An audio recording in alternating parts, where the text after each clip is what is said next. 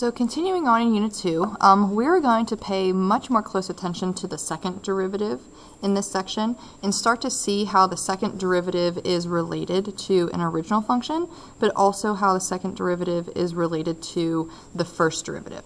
Now, before we actually can get into second derivative characteristics or connections, we're just going to basically review our connections between a first derivative and an original function. We've been dealing with these a lot this year, so I don't think that this is going to be a very necessary review because we are good with them, like I said, but it might be nice just as a refresher. So in terms of some terminology here, we said that if the first derivative is 0, that is called a critical point. But we're going to kind of pay close attention also in this section how if the derivative is undefined, that could also be a critical point. And by definition, a critical point is where we have a potential max or min. So we haven't really seen an undefined value be a critical point just yet, but we will definitely in this section. We've also discussed this year how if the first derivative is positive, then f of x is increasing. If it's negative, it's decreasing.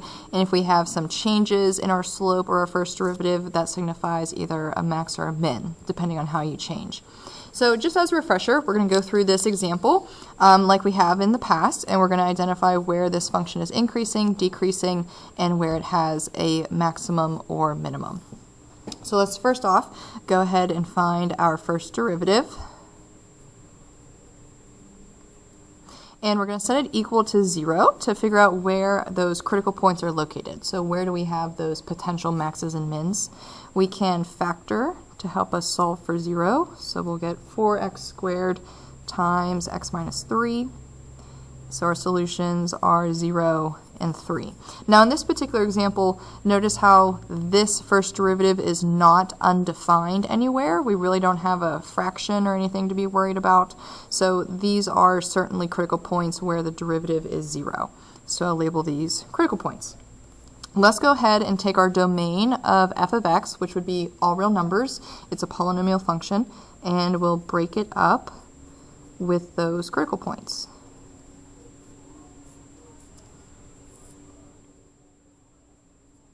Alright, so any number between negative infinity and 0, if we plug it in to the first derivative, we'll get a negative number.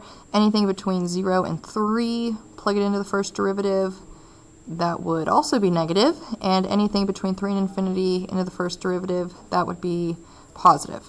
So analyzing our result, it looks like we are level at 0, and we have some type of min at 3. So go ahead and writing our descriptions. We can say f of x is increasing on the interval 3 to infinity because the derivative is positive.